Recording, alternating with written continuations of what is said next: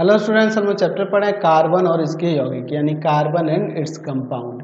पिछले वीडियो में हम लोग देख रहे थे कार्बनिक यौगिकों की बनाने की विधि एवं गुण के बारे में।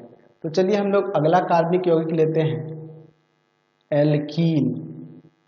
एल्कीन समूह। तो अगर हम लोग बात करें एल्कीन समूह के यौगिकों की, तो इनके अंदर यौगशील अभिक्रिया काफ़ी तेजी से होती है। मैं यहाँ पर एक एल्कीन समूह का कार्बनिक यौगिक ले लेता हूँ, CH2 डबल बॉन्ड CH2। इसे क्या कहेंगे? एथिलीन होगा।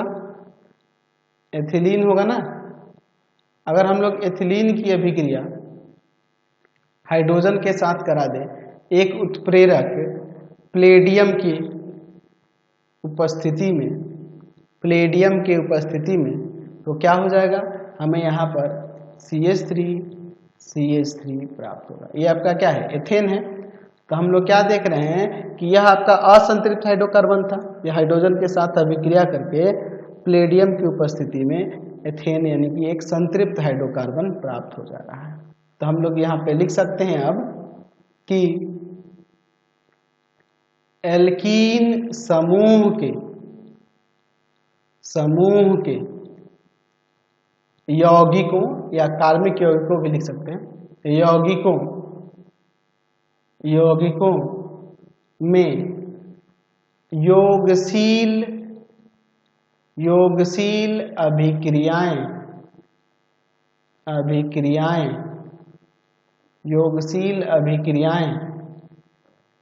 काफी तेजी से होती है, काफी तेजी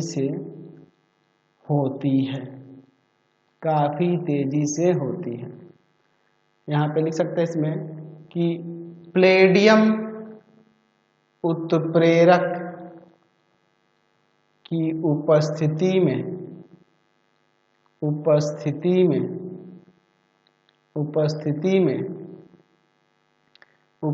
में एल्कीन ये एल्कीन समूह का है ना यौगिक है। एल्कीन हाइड्रोजन से अभिक्रिया कर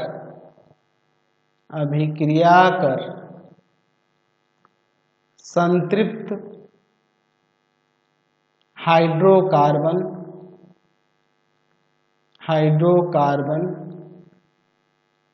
बनाता है, संतृप्त हाइड्रोकार्बन बनाता है।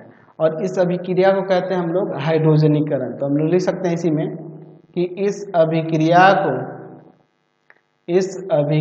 को हाइड्रोजनीकरण कहते हैं, हाइड्रोजनीकरण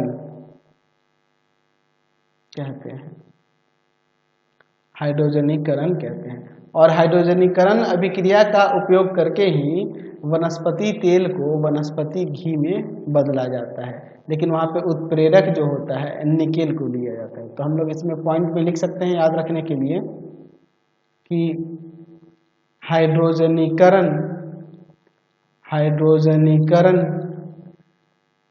अभिक्रिया का उपयोग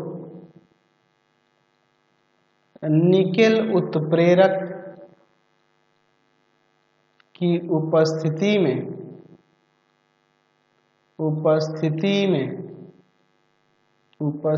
में निकेल उत्प्रेरक की उपस्थिति में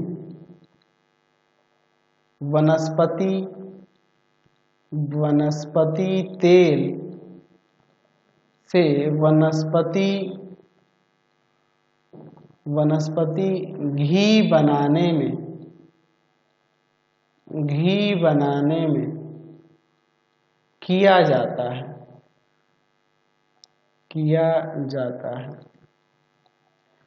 वनस्पति तेल जो होता है ना, वनस्पति तेल, उसमें असंतृप्त लंबी श्रृंखला वाले कार्बन होते हैं। तो इसमें आप लिख सकते हैं वनस्पति तेल में क्या होता है?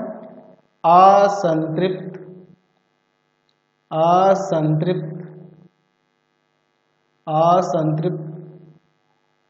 लंबी कार्बन श्रृंखला होती है। ठीक है। और जो जीव जंतुओं से प्राप्त होने वाला जो वसा होता है उसमें संतृप्त कार्बन श्रृंखला होती है। तो हम लोग लिख सकते हैं यहाँ पर कि जीव जंतु से प्राप्त वसा में क्या होता है जी, संतृप्त कार्बन श्रृंखला होती है। संतृप्त कार्बन श्रृंखला होती है, समझे ना। चलिए अगला समूह ले लेते हैं एल्काइन। ठीक है, एल्काइन। तो एल्काइन समूह के अगर हम लोग यौगिक की बात करें तो इसके अंदर हाइड्रोजन के साथ जो अभिक्रिया होती है वह 2 स्टेप में होती है, 2 चरणों में होती है। पहले क्या होता है, चलिए मैं यहाँ पे एक ले लेता हूँ एल्काइन समूह का, CH ट्रिपल बॉन्ड CH, ये एसिटिलीन है ना, एसिटिलीन है। तो अगर एसिटिलीन की अभिक्रिया हम लोग हाइड्रोजन के साथ करा दें किसकी उपस्थिति में, तो यहाँ पे हम लोग उत्प्रेरक ले लेते हैं प्लेडियम। तो यहाँ पर ये एथिलीन बन जाएगा, CH2 double bond CH2, ethylene बन जाएगा। और फिर हम लोग अगर एथिलीन को लेकर CH2 डबल बॉन्ड CH2 को लेकर फिर हाइड्रोजन के साथ अभिक्रिया कराते हैं, उत्प्रेरक आपका प्लेडियम ही रहेगा। ठीक है, तो यहाँ पे हमें एथेन प्राप्त हो जाएगा। ठीक है, समझ रहे हैं ना। तो ये 2 स्टेप में हो रही है, 2 चरणों में हो रही है। तो हम इसमें लिख सकते हैं कि हाइड्रोजन के साथ एल्काइन की अभिक्रिया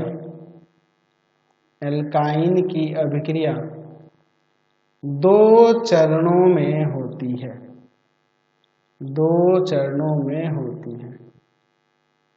पहले चरण में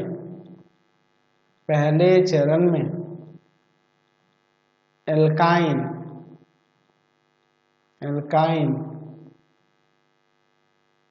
प्लेडियम उत्प्रेरक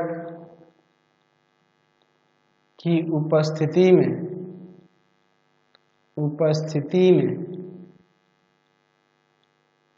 हाइड्रोजन के साथ जुड़कर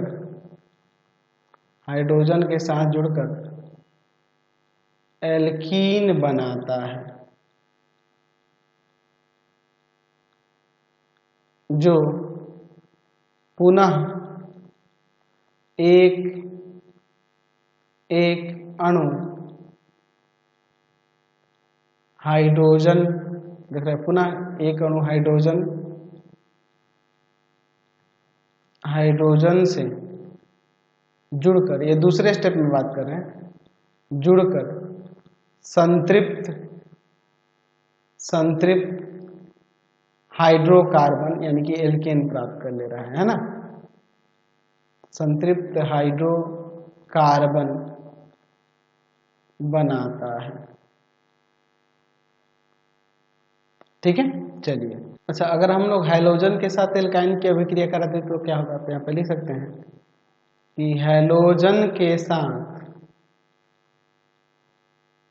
एल्काइन की अभिक्रिया कैसे होगी, चलिए मैं यहाँ पे दर्शा देता हूँ। तो मैं यहाँ पर ले लेता हूँ CH ट्रिपल बॉन्ड CH, हमने एक एल्काइन ले लिया जिसे एसिटिलीन कहेंगे, हैलोजन के CCl4, ये ना होता है हैलोजन, तो क्या बन जाएगा यहाँ पे ClCH डबल बॉन्ड CHCl। फिर से हम लोग लेंगे क्लोरीन की उपस्थिति में हैलोजन के साथ यहाँ पे अभिक्रिया होगी, तो क्या हो जाएगा फिर से यहाँ निर्माण Cl2CH सिंगल बॉन्ड CHCl। इस तरह से ये अभिक्रिया होती है। समझ गए? चलिए अगला हम लोग बात करते हैं एक एरोमेटिक हाइड्रोकार्बन जिसे हम लोग बेंजीन कहते हैं। ठीक है, एरोमेटिक हाइड्रोकार्बन इसे कहेंगे ना जी, एरोमेटिक हाइड्रोकार्बन। हाइड्रोकार्बन की बात करते हैं, यानी किसकी? एरोमेटिक हाइड्रोकार्बन किसकी? बेंजीन की बात करते हैं। ठीक है, तो अगर हम लोग यहाँ पर बेंजीन यहाँ पे ले लेते हैं तो बेंजीन इसी तरह से हम दिखाएंगे। आप इस तरह से एक डबल बॉन्ड, फिर सिंगल बॉन्ड, फिर डबल बॉन्ड, फिर सिंगल बॉन्ड, फिर डबल बॉन्ड, इसी तरह से दिखाएंगे। ये बेंजीन हो गया, ये आपका बेंजीन हो गया। तो अगर हम लोग बेंजीन की अभिक्रिया यहाँ पर करा देते हैं हम लोग नाइट्रिक एसिड के साथ, ठीक है, किसकी उपस्थिति में? सल्फ्यूरिक अम्ल, सांद्र सल्फ्यूरिक अम्ल। ठीक है, तो यह अभिक्रिया करके क्या करेगा? तो यहाँ पर अभिक्रिया करके नाइट्रोबेंजीन बनाएगा। अभिक्रिया कर क्या बनेगा? यहाँ पर नाइट्रोबेंजीन बनेगा। ठीक है, चलिए यहाँ पर क्या बनेगा? नाइट्रोबेंजीन बनेगा और प्लस में जल भी प्राप्त होगा। तो यहाँ पर लिख सकते हैं नाइट्रोबेंजीन। तो अब हम यहाँ पे लिख सकते हैं क्या होता है जी? तो हम लिखेंगे कि सांद्र सल्फ्यूरिक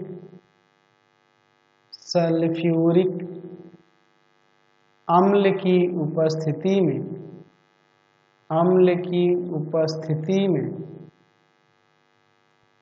उपस्थिति में बेंजीन नाइट्रिक अम्ल के साथ या नाइट्रिक अम्ल से अभिक्रिया कर नाइट्रोबेंजीन बनाता है। नाइट्रोबेंजीन बनाता है। ठीक है, अच्छा, लोहा की स्थिति में अगर उपस्थिति में अगर हम लोग बेंजीन की अभिक्रिया क्लोरीन के साथ करा दें तो क्या होगा? तो मैं यहाँ पे बेंजीन ले लेता हूँ। ठीक है, ये आपका बेंजीन हो गया। इसकी अभिक्रिया हम लोग क्लोरीन के साथ करा देते हैं आयरन की उपस्थिति में, तो यहाँ पे क्या बन जाएगा? क्लोरोबेंजीन हमें प्राप्त हो जाएगा। क्या मिलेगा? क्लोरोबेंजीन प्राप्त हो जाएगा। ठीक है, इसे हम लोग क्लोरोबेंजीन कहेंगे। क्लोरोबेंजीन हमें प्राप्त होगा। ठीक है, तो अब यहाँ पे हम लोग लिख सकते हैं यहाँ पर कि लोहा की उपस्थिति में बेंजीन क्लोरीन के साथ अभिक्रिया कर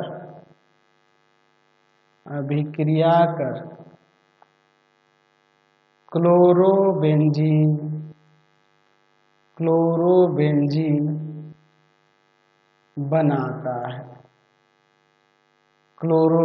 बनाता है। चलिए अब हम लोग बात करते हैं अल्कोहल की। ठीक है, अल्कोहल की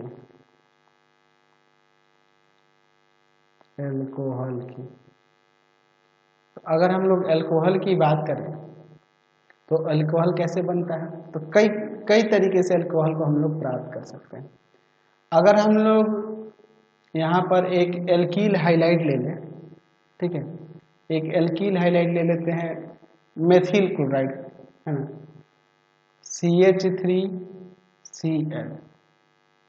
ठीक है, और इसे क्या कहेंगे? मेथिल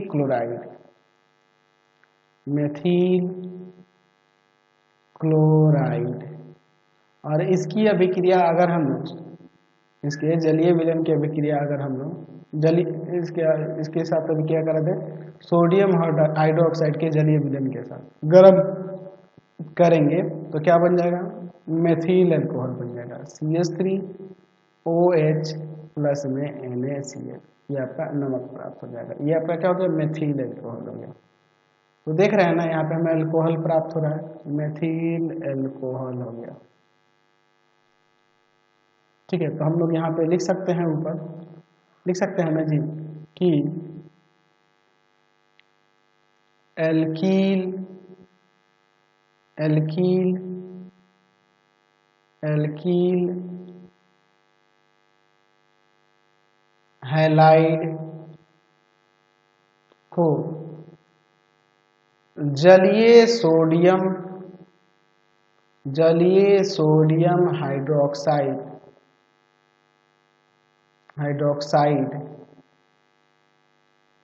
के साथ गरम करने पर अल्कोहल प्राप्त होता है। अल्कोहल प्राप्त होता है, देख रहे हैं ना। अच्छा, अगर व्यापारिक विधि में, यानी कि जो बनाते हैं कंपनियां, वो शराब बनाती हैं, पीने वाली शराब वगैरह का निर्माण करती हैं, तो व्यापारिक विधि वो कहेंगे, या फिर व्यापारिक विधि आप ऐसे कह सकते हैं कि जिसका उपयोग मेडिसिन वगैरह में इसके लिए भी किया जाता है, अल्कोहल का उपयोग। तो वैसे कार्यों के लिए हम लोग किस तरह से बनाते हैं, तो यहाँ पर लिख सकते हैं कि व्यापारिक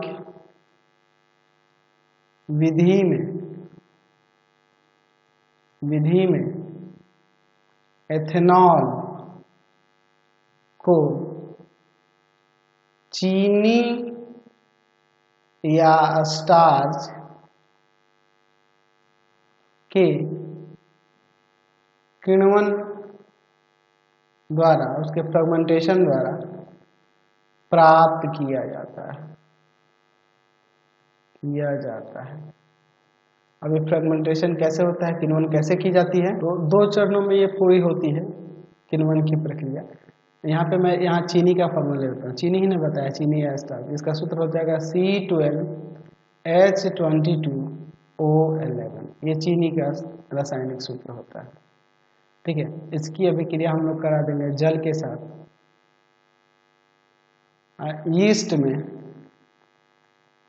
ईस्ट से करा देंगे, किसकी उपस्थिति में, तो इन्वर्टेस की उपस्थिति में। तो इन्वर्टेस क्या है, एक प्रकार का एंजाइम होता है जो क्या कर देता है, चीनी को ग्लूकोज और फ्रक्टोज में बदल देता है। C6H12O6 प्लस में C6H12O6, तो एक इसमें से ग्लूकोज हो जाएगा और दूसरा आपका फ्रक्टोज हो जाएगा। ठीक है, और फिर हम लोग यहाँ पे इस ग्लूकोज को यहाँ पर ले लेंगे C6H12O6, और फिर ईस्ट से ही क्या करेंगे,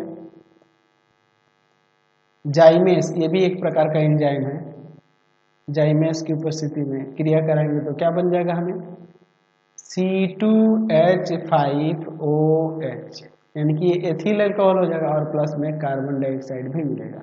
संतुलित करने के लिए यहाँ पर 2, यहाँ पर 2 लगा देते हैं। ठीक है, तो यही आपका क्या हो गया, एथिल अल्कोहल नहीं हो गया, एथिल अल्कोहल हो गया।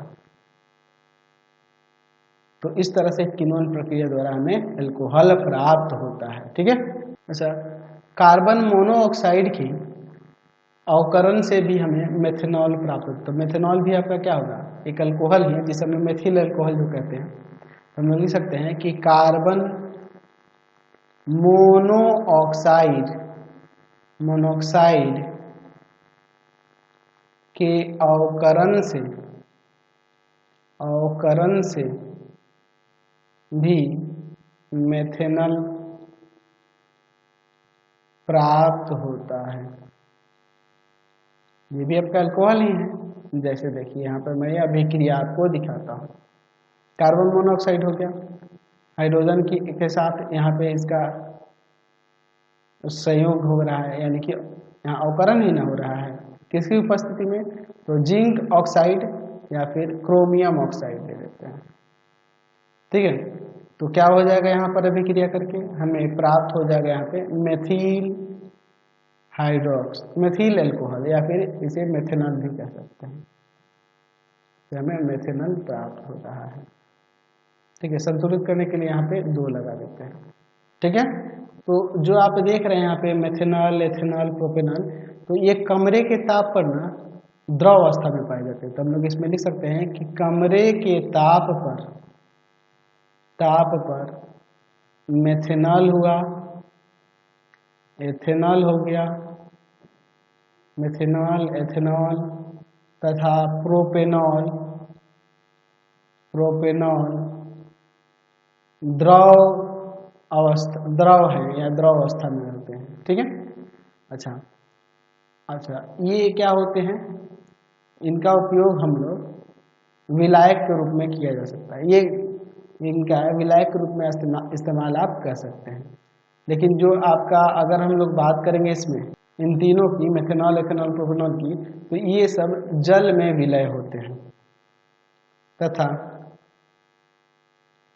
तथा ये जल में विलय होते हैं, ये जल में घुल सकते हैं। ठीक है, मेथेनॉल, एथेनॉल और प्रोपेनॉल। और इसके बाद वाला, जैसे अगर हम लोग बात करें ब्यूटील अल्कोहल की, तो ये आपका अल्प विलय होता है। ब्यूटील अल्कोहल, इसके बाद वाले की बात कर रहे हैं, इन तीनों के बाद वाले की, तो ये क्या होता है जी, अल्प विलय होता है, पूरी तरह से नहीं घुलता है, अल्प विलय होता है। और इसके बाद जो सदस्य होते हैं, इसके बाद वाले जो सदस्य हो जाएंगे, वो सब अविलय होते हैं। ठीक है, यानी जो आपका क्या हो गया, पेंटेनॉल हो गया, हेक्सेनॉल हो गया, ये सब क्या होते हैं, अविलय होते हैं, जल में अविलय होते हैं। ठीक है, अविलय होते हैं, ध्यान रखना आपको। जो पेंटेनॉल हो गया, हेक्सेनॉल हो गया, ये सब जो होते हैं जल में अविलय होते हैं। तो इसमें से जो एथेनॉल है, एथेनॉल को हम लोग अल्कोहलिक पेय यानी शराब के नाम से भी जानते हैं। इसी का प्रयोग शराब के रूप में भी किया जाता है। देखिए, इससे शराब, इसका उपयोग शराब के रूप में भी किया जाता है। देखिए, इसके अलावा अल्कोहल का उपयोग हम लोग, जैसे कप सिरप जो होता है, कप सिरप टॉनिक बनाने में भी करते हैं,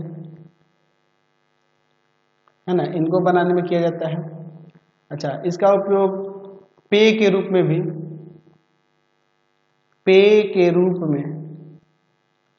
है ना, अगर ज़्यादा थोड़ी मात्रा ली जाए तो इससे नशा हो जाता है।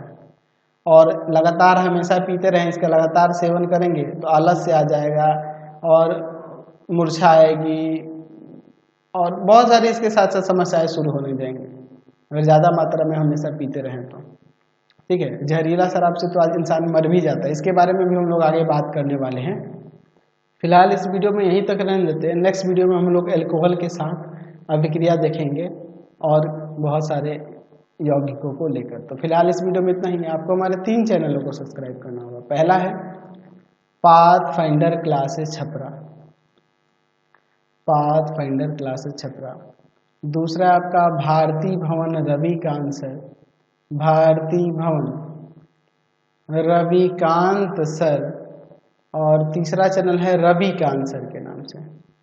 तीनों को सब्सक्राइब कर लेंगे और इससे रिलेटेड वीडियो के लिए सीधे डिस्क्रिप्शन में जाएंगे। इससे रिलेटेड नोट्स के लिए गूगल पे जाकर सर्च करेंगे www.ravikantsir.in और यहाँ पर जाकर आप सभी क्लासेस के नोट्स और उनके PDF को डाउनलोड कर सकते हैं, पढ़ सकते हैं। इंस्टाग्राम और फेसबुक पे जाके पाथफाइंडर क्लासेस छपरा को लाइक एंड फॉलो करना नहीं भूलेंगे।